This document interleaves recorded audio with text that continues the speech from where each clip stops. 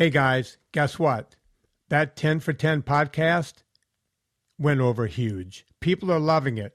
Don't miss out. It won't be there forever. If you want to get the 10 for 10, go to vinnietortorich.com and look down the right side of the homepage and you will see the 10 for 10 banner. What it is, the 10 top luminaries and their podcast. You don't have to go searching through almost 1,000 podcasts to find these.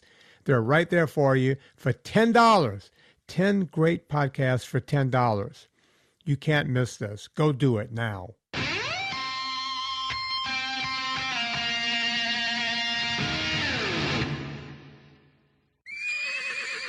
He's Hollywood's go-to guy for health and fitness. It's Fitness Confidential with celebrity fitness trainer Vinnie Tortorich. Your good intentions have been stolen, and I'm here to help you get them back.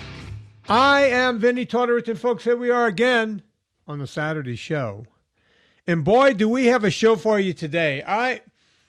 People ask me, it's like, man, you do 5 shows a week? What's that like? How do you think of things to say? I don't have to think of things to say. You guys make the show for me, especially the Saturday show. This is the one where I generally talk to people who have followed NSNG or keto or some version of that. And maybe they found my book. Maybe they heard me on Corolla. Maybe they heard me somewhere else. And they went, oh, what do I have to lose? I'm almost dead anyway. And I'm going to tell you why these Saturday shows are so important. They're important for one reason and one reason only. And by the way, I didn't know that they were so important at first. Other people hear these testimonials, these stories, and then they go, wait a minute. If that person can do it, they're no different than me. This is not me talking to one of my ultra friends who do, go run 100 miles or ride a bike 1,000 miles. These are people, housewives, guys that go to work on an assembly line, truckers, every walk of life. And they just hear something and they go, wait a minute. That person did it. I could do it. And this person today is one of the quintessential, I don't know how else to put it, who just took this, somehow embraced it. I know very little about this woman, but we're going to learn, and I'm going to screw up her last name, but her first name is Jill. I got that part right, spelled the traditional way with a J. Rieder or Rieder? Rieder. I knew I was going to get it wrong. Vinnie, I should just change the pronunciation because everyone gets it wrong. Yeah, because the I comes before the E, right? I mean, come on. What's that all about? I can't help it. I married into the name. I'm not responsible for it. What was your name before you got married? Cameron. That's an easy name, right? Yeah, and it's kind of, both Ryder and Cameron are cool names. But yeah, maybe you should have stuck with it. You're one of those women that should have stuck around with the other name. No. There was a discussion. There was a long discussion about that. Your husband maybe taking your name, that kind of thing? That's what I was thinking. I'm the breadwinner in the family. Are you really? So tell me a little bit about that. What do you do? I work in corporate finance, Vinnie. For a long time, I worked for a major bank in corporate finance. And before that, worked for a company that was primarily responsible for the subprime lending crisis in 2008. So say again? So my life has been full of stress. Which company did you work for before, during the crisis? Countrywide Home Loans. Yeah, they were the ones. Well, you might know my friend out here in Calabasas. He doesn't live here anymore. He was one of those guys that got out at the beginning of the crisis at Countrywide. Took the golden umbrella. I don't think people realize a lot of these guys, they just handed him cash and said, here you go. And he went down to Florida. I'm sure he's grifting down there now. Yeah, I know a few of those. I know a few of the execs that cashed out when it went down. Yeah, they cashed out and just hit the road, got the hell out of Dodge. I don't want to get too much into finance because right now I'm trying to get a loan. It's amazing. I have incredible credit, right? I have some money. It's not like I have any debt or anything like that. They treat you like a criminal when you try to get a loan. It's Still. really hard nowadays. Things are very different than they used to be. They've really tightened down the lending restrictions. They really have. Yeah, I mean, I have A1, everything you can have. How many folks do you know with over 800 credit across the board? Across the Except board. me? Maybe me? Yeah. That's it. It's the two of us at the top, Vinny. It's not that many, right? With No. with 810. My lowest of the three is 810. That's my lowest. All right. I have not a whole lot of outstanding debt. I have some money saved, a significant amount. And still, they make it, they treat you like a criminal. Yeah. Yeah. My suggestion is to go to smaller companies, credit unions, private lenders, lot smaller company, not the big national corporations. Oh, they. And I have to say I'm lucky because I was able to escape all of that and have kind of turned things around and changed my life and found a company that takes care of me, and I love where I work and what I do now. So, But here's the thing: it's not, all the companies want to loan me money, but they I make sure their risk is covered. yeah They have to charge the appropriate interest rate, in order to cover their risk with you. right. And they're afraid of fraud and all the rest. Well, look, I mean, one of the things, like, I'll just give you an idea. Like I said at one point, I said to one of the guys, I said, you realize I can just go pay cash for this house and screw all of you guys, right? I mean, Good. Yeah. Well, probably want the write-off. You need the right. write-off. Yeah. I'll tell you one of the things is that olive oil you're drinking? Yes. God, I wish I had brought some in here with me. Girl after my own heart. We'll get into that as soon as we get past this whole financial thing. One of the things is, I forgot what I was going to say now. But all right, let's see. Let's see if I can. I hate when I can't remember stuff anymore. You can pay cash for your house, but you need to write. I can pay cash, but you want to have. I can't remember. Here's the thing. My book still makes money. It's like over 4 years old. Fitness Confidential still makes money. And I don't, I have a small company. I just have a loan out corporation for that. And once a year now, I just, at the end of the year, I just take all the money out, leave about 10 grand in there and just take the rest. Because you can't just leave it in there indefinitely, taxes and the whole thing. You have to move it and then pay taxes on it and what have you. Yes.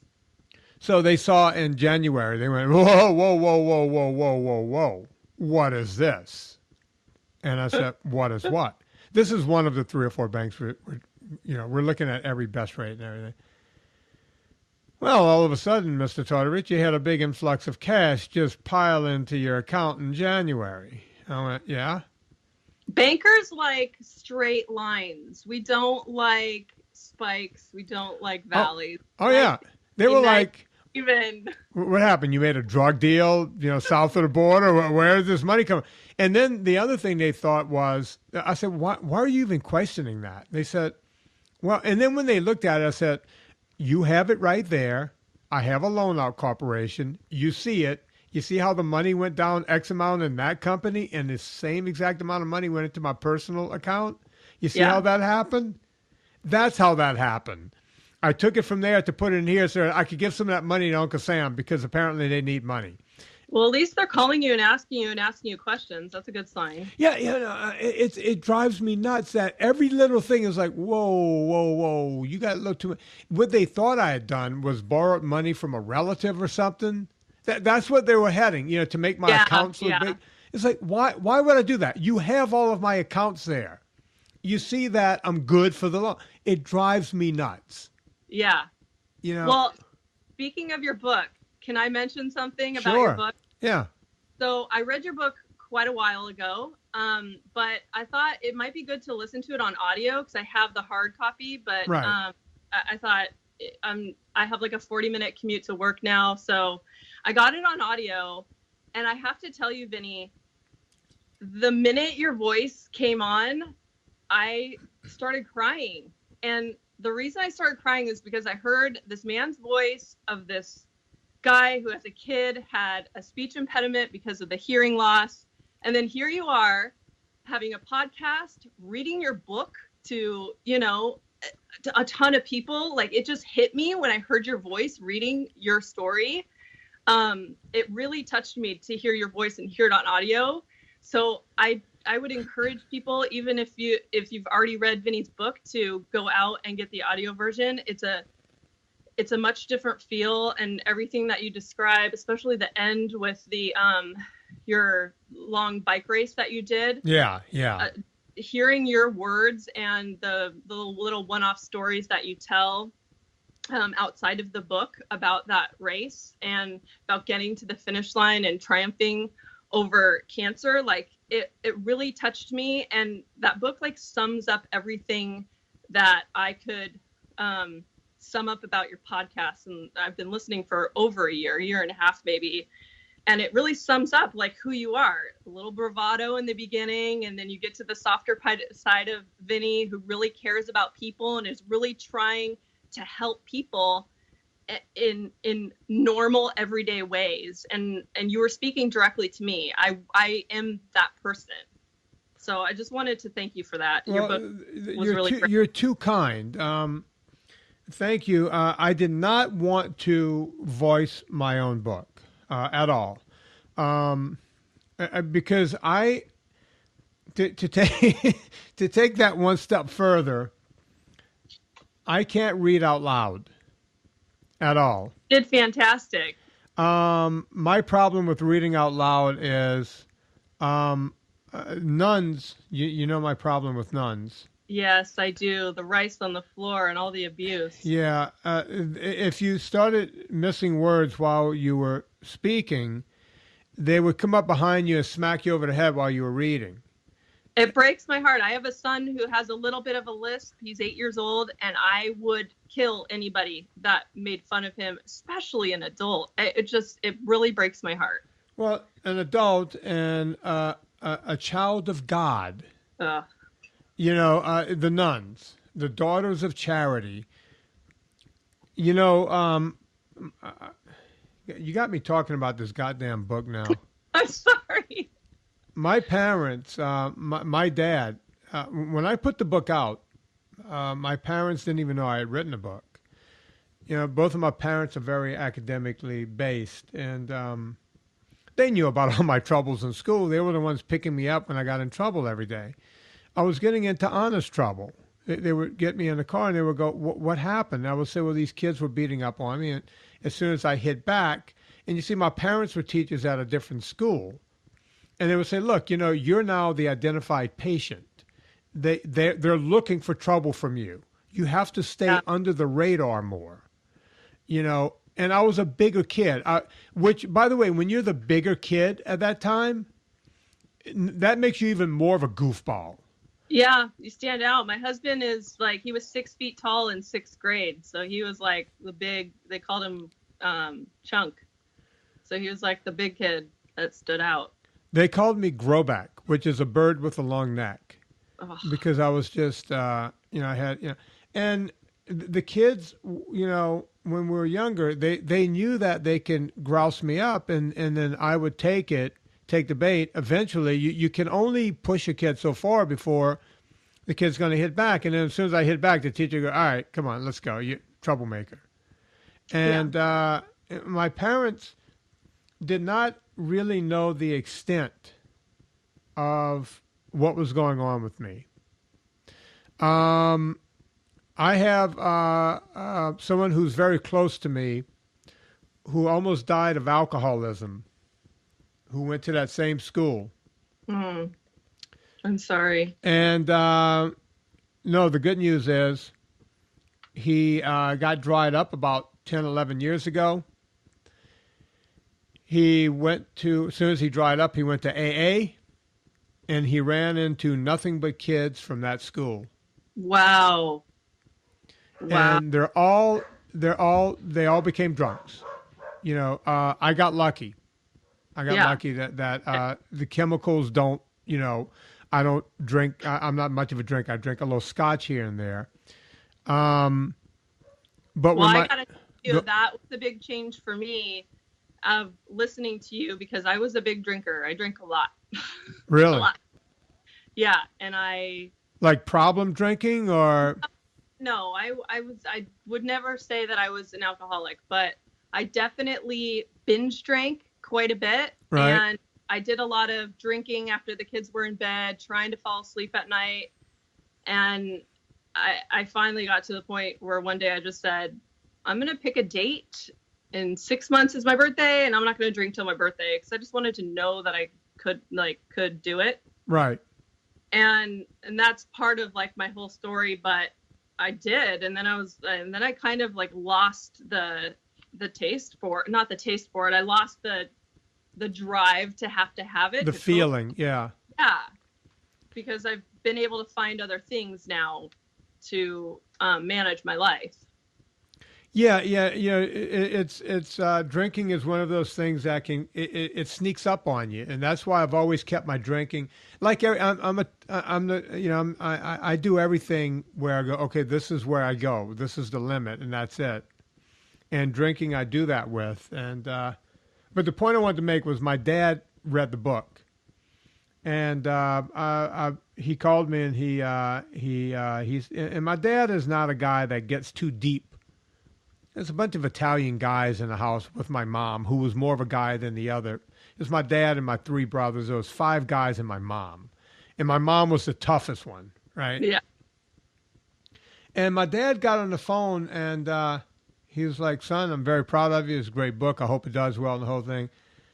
And he got quiet for a second, and he said, you didn't tell us how bad that cancer thing was.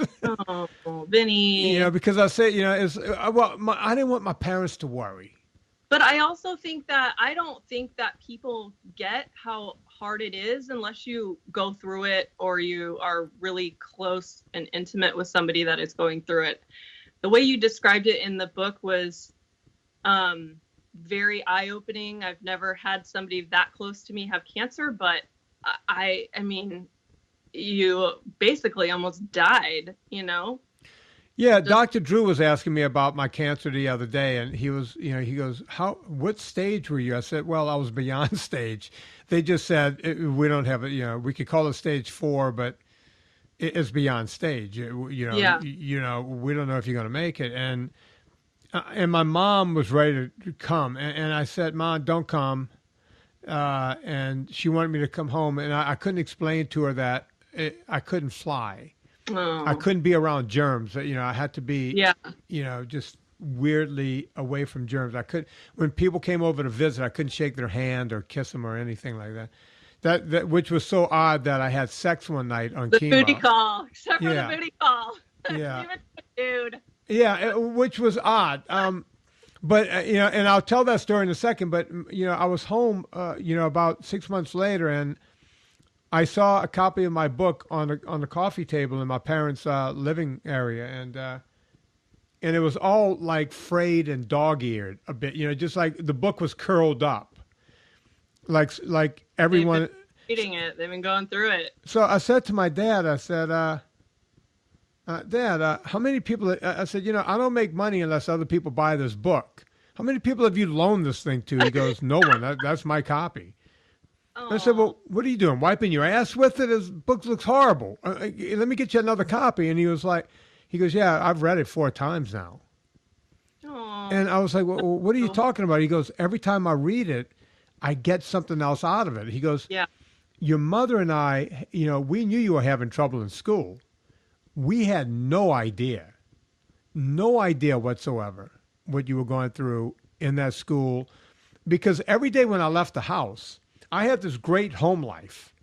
Parents were great. Brothers were great. The kids in the neighborhood who I went to school with were also great, like the ones I hung out with. My one nerdy friend, Jim. And we're still friends today. And Jim knew what I was going through at school. But no one really understood. When I got on that bus, I got goofed on all the way to school. Can you imagine a kid today?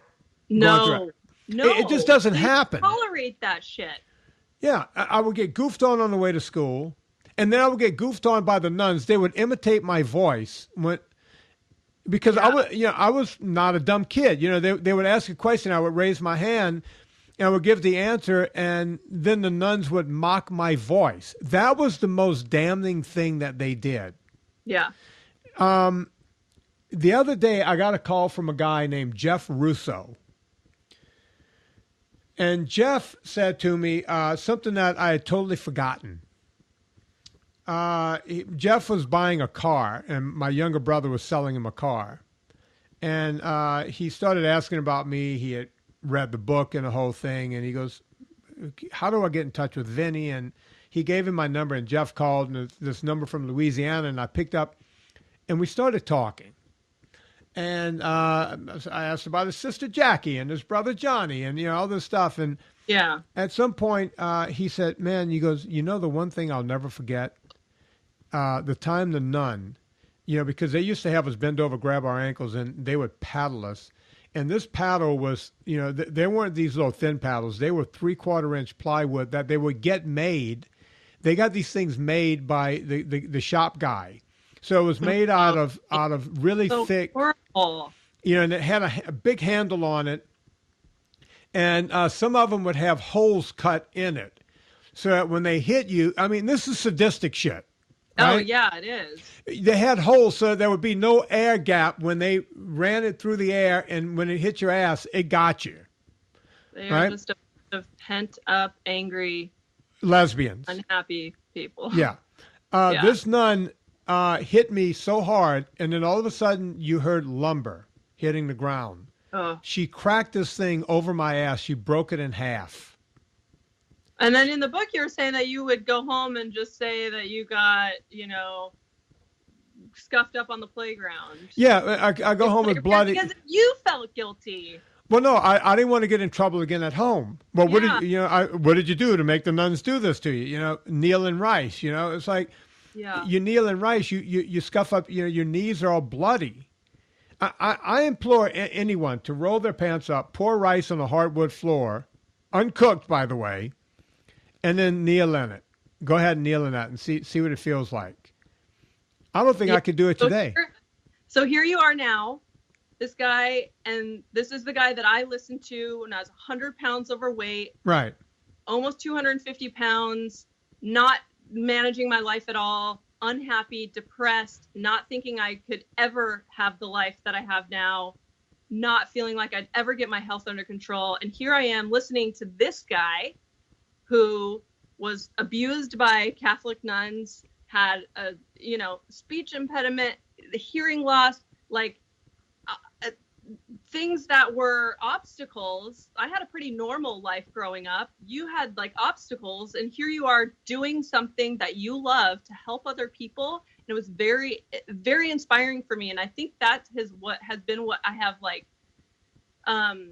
tuned in or keyed in on you, listening to your podcast. I relate to you in a lot of ways. I like being alone, doing things on my own a lot. I have a little bit, like if there's more than 10 people in a room together, I get kind of social anxiety and kind of shut down. People kind of think I'm a bitch if I'm at a party because I just don't know how to talk to that many people, who to focus on. I'd rather be like out by myself doing something like completely alone for hours. So like I really related to that part when you were talking about that in your book about going for 18-hour rides and getting lost. Tell me about, well, we're going to go back to your beginning in a second, but what is it about you, and I'm asking you because I'm the same way, that, whenever Serena says we're going to a dinner or a party, so like, all right, so if I'm hanging out, if we're going to dinner with Dean Laurie or my buddy Doug and his wife Karen, I'm comfortable. Yeah. I'm very, very comfortable because I like Doug and Karen. I love Dean and Elizabeth. There are certain people that, my buddy Miran, if we're going out to, but if I'm told I'm going to a party and there's going to be other people there, I'm looking at your face. What happens to you when you're in that situation? Well, number one, I feel like I try to find every excuse not to go, how I can get out of it. And I start obsessing over the situation. And what I've learned to do is focus on one person and try to talk to one person, try to remember their name, I get really overwhelmed and I end up not remembering anybody's names. And then I feel like a real asshole because I don't know anybody's names. And I kind of feel like people are looking at me or judging me, and I don't know how to act. I don't know how to be comfortable with myself. And I think part of that is because I grew up like a really smart kid. I was in GATE. I was in college prep classes, AP classes, but I was also that like big boobed cheerleader, pretty girl, not very coordinated, not kind of Right. awkward, but I can't play sports. That's why I cheered, even though I have some self-hatred about that. Yeah. But I was smart. So I was like friends with the smart kids. And then I was friends with the athletic kids. And like, I didn't fit into either group. And so I don't think I ever necessarily learned how to develop relationships with that social relationship with people very well, because I felt like the smart kids hated me for hanging out with the athletic kids, and the athletic kids like thought I was an idiot for hanging out with the smart kids. Like, I just have never really fit into any category. I'm kind of nerdy, but I'm kind of awkward and weird. But because of the way I look, people put assumptions on me, and I want people to like know who I am on the inside and not look at me on the outside. Well, let's discover that. Wait, hang on. Go back. Don't just brush through that. When you say people look at you and put assumptions on you, are you talking about when you were 100 pounds more or now? Because you look like two different people. Yeah, so both. I think I used the weight as an insulator, so I didn't have to have relationships with friends, with people, and I could just blame it on my weight. Oh, they don't like me because I'm fat. And as the weight started coming off, I really had to come to terms with, no, I have issues with socialness that I need to deal with and learn how to have relationships with people and be in social situations and be comfortable with myself, and know that now the way I look, that yes, it might be a first impression, but once they talk to me, they will see who I am on the inside. And I try to project that. I try to project that in everything I'm doing, in all my interactions. So let's go back now and talk a little bit about, you decided one day. How did you find me originally? How did you come about me and this and all of it? Yeah, so I found you, Vinnie, from ACS, from Adam Carolla. You were prepping him for the Oscars in like November or December of 2016. Okay. So that's when I found you. But let me take a step back and kind of set the scene for you and describe what was going on in my life. So a whole year earlier than that, January of 2015, was Martin Luther King Day. I will never forget it. I had an emotional breakdown. I had a surgery, and then my husband, on my 6-week date of recovery, my husband, who's a cyclist, he was mountain biking and he broke his hip. Oh. Yeah. Wow. So he had 5 pins put in his hip. Did we mention that you have 3 kids also? Kids. I have a 6 and an 8-year-old. At the time, they were 3 and 5. So okay, they were 2 little. kids. Okay. And I'm working full time. I just finished recuperating from a surgery. My husband breaks his hip. I like driving the kids to picking them up, trying to make everybody food. I was overwhelmed. And then now I was a full-time nurse as well to my husband, who couldn't walk, couldn't move, right? Your hip is very debilitating. You can't move around. So on Martin Luther King Jr. Day, I woke up that morning and I said to my husband, I need a break. I need a break or I'm going to have a meltdown. I got in my car. He was like, do what you need to do. He's a very supportive person.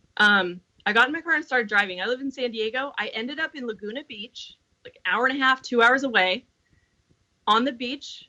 And I just laid on the beach all day, did nothing. I don't know. I felt like I wanted to walk into the ocean and not come back. I just like, everybody needed me. Yeah. Everybody needed me. My employees needed me. My manager needed me. My husband needed me. My kids needed me.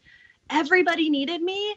And I was getting nothing back, nothing in return. Right. Right. So I had that kind of thing happen in 2015. And it took another like year of depression and just darkness and trying to muddle through, till I really like came to a place. Actually, what happened was I got a blood test and I found out my A1C was 5.9. Ooh. So I was pre-diabetic. I had cloudy urine, Vinny. Yeah. So I was imbibing so much sugar that my body was just dumping it. I had no place to put it except for my urine at this point. So I knew I had some serious issues. I had plantar fasciitis so bad since I had my daughter, and now my daughter was like 4 or 5 years old. I was living with plantar fasciitis. I couldn't walk in the mornings. I couldn't walk to get to the bathroom. I would like have to hobble on the side of my foot to try to get to the bathroom. I mean, I was hopping some days. I was in so much pain. I had sleep apnea. I was like a mess. Totally classic insulin resistance symptoms, right? I had chronic athlete's foot, chronic yeast infections. I had acne. I mean, sleep apnea, everything. I was not living. I was just existing day to day. So I got this blood test result and I said, okay, I need to do something. I tried medication that the endocrinologist gave me. It made me sick. It made me bloated. It made me gain 20 pounds. What was the medication? Metformin. Oh, okay. Yeah, it made me really sick. And so I stopped taking that. I asked him if he could refer me to like a weight loss clinic or something. And he did it. Thank goodness he was a good doctor. He was listening to me. He referred me to a medical weight loss clinic where they do like calorie restriction and like track all your calories. Right. Low fat, blah, blah, blah. And I did lose about 20 pounds, but it took about 5 months and I was hungry and I was sad and I was starving and it just stopped. And that's really where I came to find you in about November of 2016 when you were on Adam's show, helping him out with the Oscars. I started listening to what you're saying and I started Googling low carb, and what came up was a ketogenic diet. And I know that you've said that you live in dietary ketosis because you don't want cancer to come back.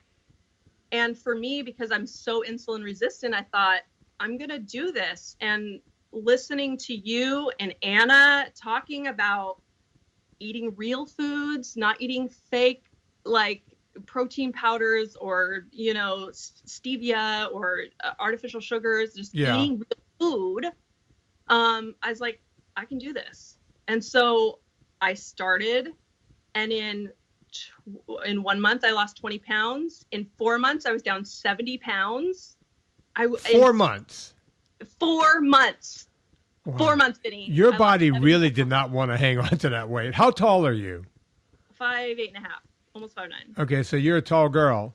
I'm looking at photos of you here. And we're going to have we're going to do a whole before and after thing on you. Did you get pictures over to Suzanne and all that? Yeah. Yes. Yeah. Yeah. Whenever this show comes out, we're going to do some before and afters on my Instagram and all that. Yeah. And folks, if you want to go see them on her Instagram, it's S as in Sam, D as in Dick, KETO, SD Keto.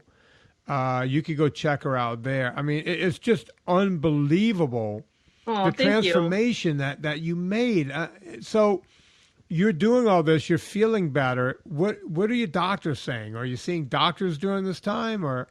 During this time, I was still going to that weight loss clinic because I wanted to make sure that I was tracking my blood. That and honestly, I wanted like a scale, like a weigh-in from a doctor, so that I could prove what I was doing. Right.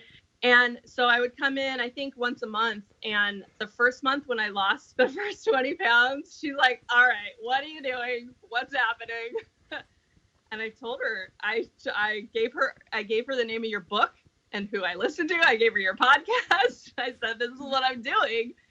And she's like, okay, I'm going to have to start doing some reading. And this was a nurse practitioner. It's hard to believe that they work there and they have no idea what's going on. Yeah, this was early 2017. Yeah, no idea. And so the next month when I lost another 20, 30 pounds, she's like, okay, Jill, you've made me a believer. She's like, I'm telling all my patients about you. I'm telling them all they need to do this. And she's like, but guess what? Nobody's willing to change. Nobody's ready to change. Yeah. And really that was the difference for me, is like, I had an internal drive to change. I want to live for my kids. I want to not be stressed anymore, not be overwhelmed anymore. And see what was happening to me when I started eating this way, not having Jack in the Box sausage, egg, croissant sandwiches every day and a big Diet Coke like I was having every single day. What was happening to me was I was starting to sleep through the night. I wasn't getting up at 3 a.m. and being wide awake and then falling asleep right before I'm supposed to wake up and then being exhausted. My plantar fasciitis was gone in 6 weeks. I was starting to be much more alert. I was much more focused, not having to have like Diet Coke all day to stay alert. Right. So these things started happening. And so I started feeling better on the inside. And it was so motivating to keep doing what I was doing. So really that internal change of really bringing down those insulin levels by eating this way is what made me successful, is the way that I was able to feel eating this way. It's unbelievable to me that more people won't do this. Yeah, I tell everybody. People think I'm crazy. I started a new job 4 weeks ago. I tell almost every person that sees me. The other day, the guy's like, "Hey, did you get a haircut, Jill? Your hair looks nice." And I go, "No, but you know what? My hair fell out last year because I lost 100 pounds because I'm doing this thing where I'm not eating any sugar or grains." Like, I tell the whole thing because I lost my weight so fast, all my hair fell out. Really? So my hair's kind of growing back. You can see the little. Yeah, your hair looks fine to me. Women with their hair. I get excited about this. It's a funny thing, Jill.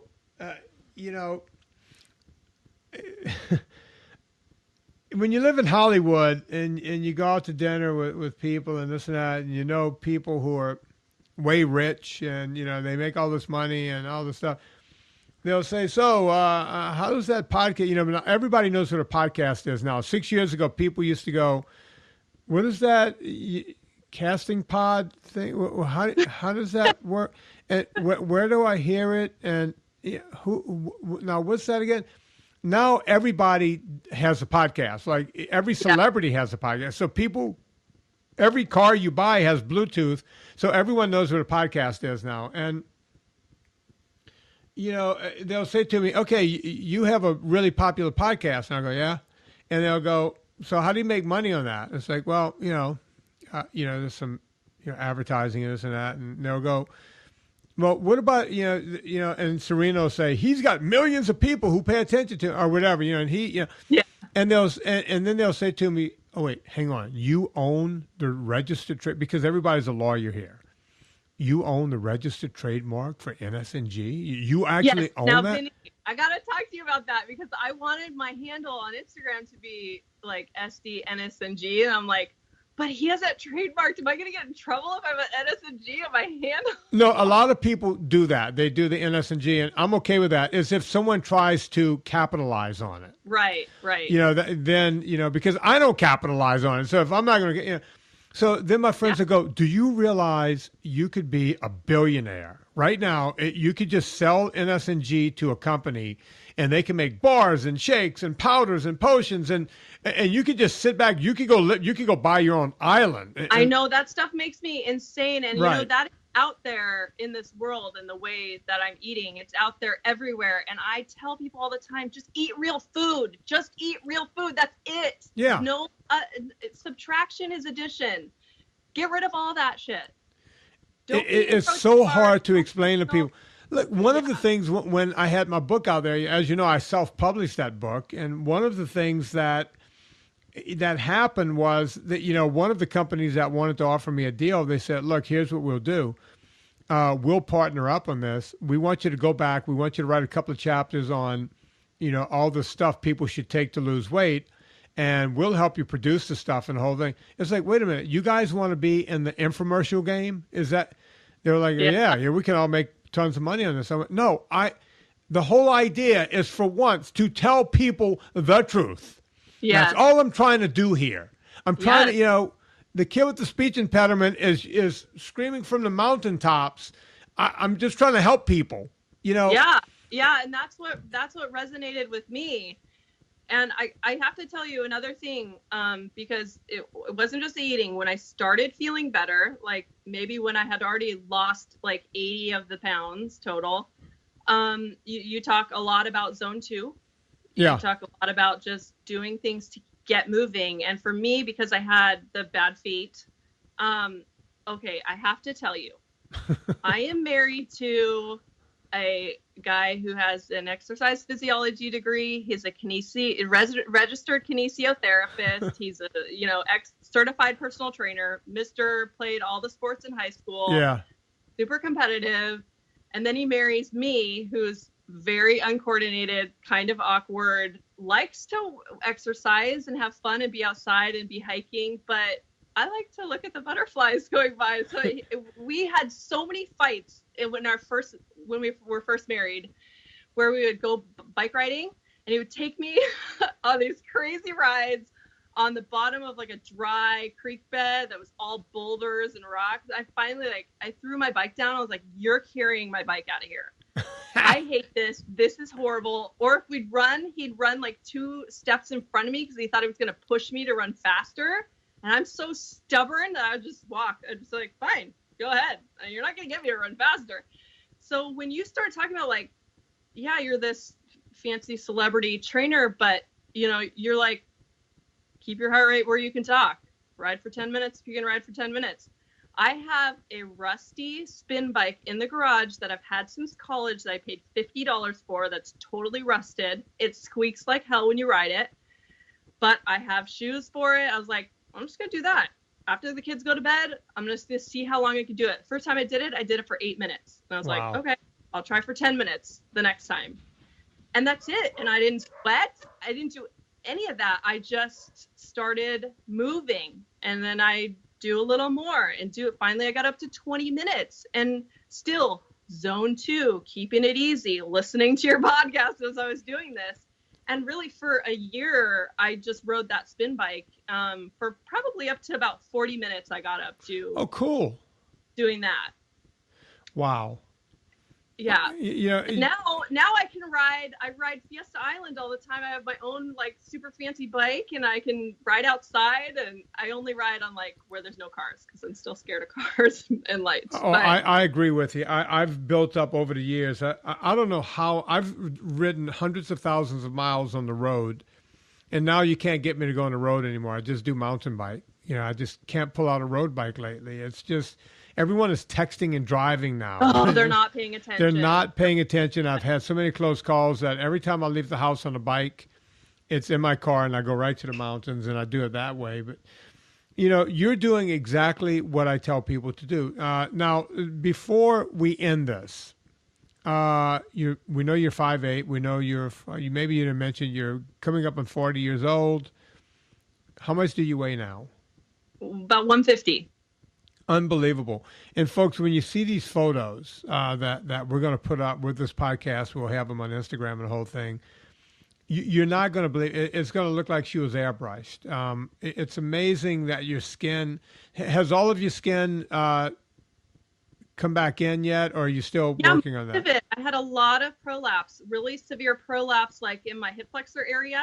Yeah. I was shocked that came up. I have a little bit of the mommy belly. I've had 2 kids, so I do have a little bit of skin, but it's going to take a little bit more time. But I drink bone broth like crazy, and I feel like that is the healer. It really is. It is. Look, I'm a big bone broth guy. I believe if you don't do that, you could take powdered gelatin, just all of that stuff. That collagen is so good for you. You just take it all the time. And you're a perfect example of that. Any parting words to anyone who might be on the fence of needing help or doing this or anything like that? I say write down your reasons why you want to do this outside of weight loss.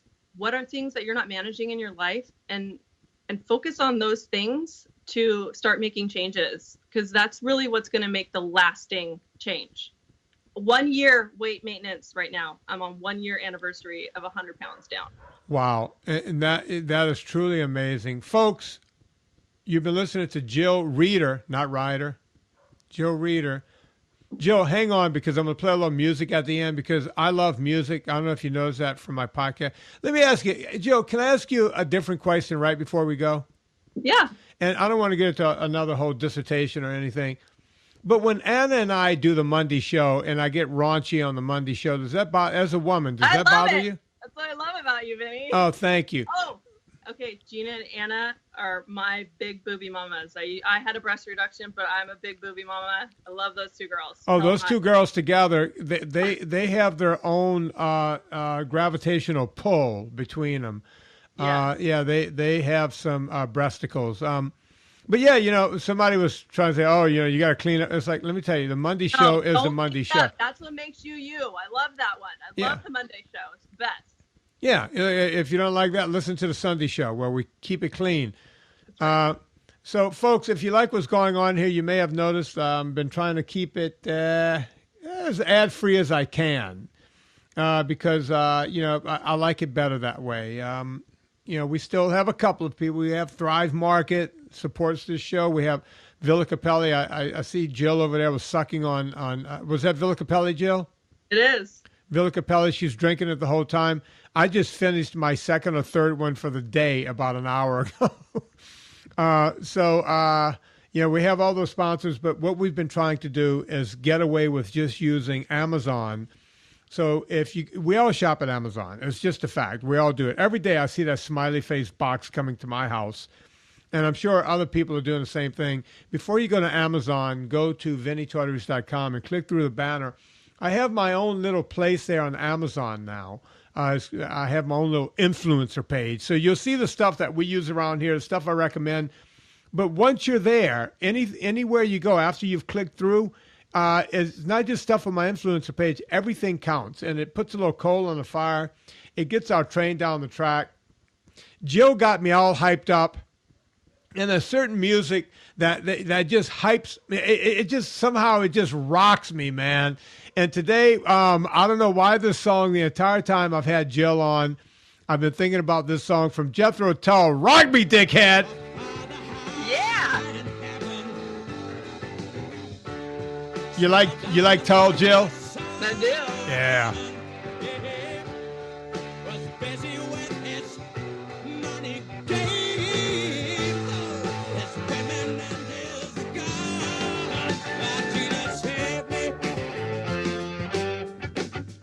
Oh, he's so fucking good. Let me stop this for a second and tell you guys this. If you ever want to brighten up your day, go look up Jethro Tull, even if you don't know who he is. Tull, Tull. He was magical when I was a kid. We love this guy. Go watch him in concert. This guy will literally make you. You'll go, you know what? That's a guy who's enjoying himself up on stage. Here, let's listen to just a little bit more. Come on, Jeff. Yeah.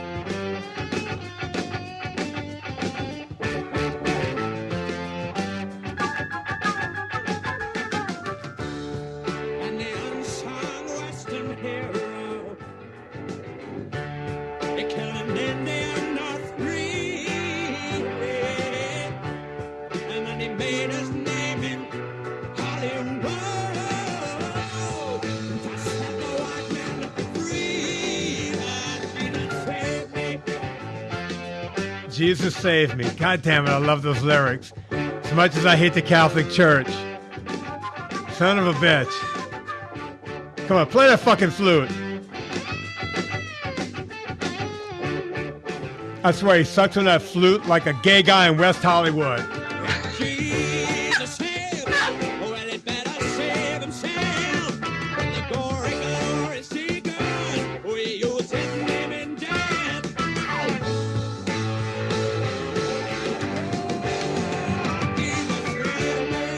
Yeah, Jesus, save me. God damn it. I have been a heathen. It's all you goddamn nuns beating the shit out of me when I was a kid. That's right.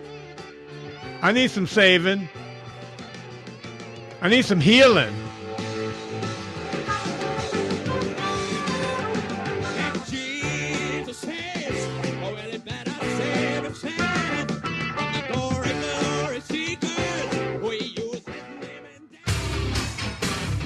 Check out more podcast episodes on iTunes. Follow Vinnie and Anna on Twitter or contact us with your fitness questions at VinnieTortorich.com. Hi everyone, Serena here, letting you know that the new free Intro to NSNG guide is here now. Available at VinnieTortorich.com/learn. VinnieTortorich.com/learn. Do you like eating ingredients in paint? I didn't think so. But guess what's an ingredient in your vitamin? Titanium dioxide. Nobody wants to eat paint. Instead of eating paint, why don't you check out PureVitaminClub.com, the purest vitamins ever made. Vinnie Tortorich makes these vitamins. There's a multivitamin and a broad-spectrum magnesium. Nothing but vitamins in Pure Vitamin Club. No paint, no silica, no talc, no titanium dioxide. If you want to buy these vitamins, and I highly recommend you do, go to PureVitaminClub.com. They're the best quality vitamins for the lowest possible price. In fact, I've told Vinnie he needs to raise the price, but he's not going to. Go check out PureVitaminClub.com. You can get a monthly subscription or get them 1 month at a time. PureVitaminClub.com, the best vitamins ever made. Hey, you guys want to take it to the next level, or maybe you've stalled a little bit in your weight loss? Maybe you want to run a marathon, maybe your first ultra. It doesn't matter what it is.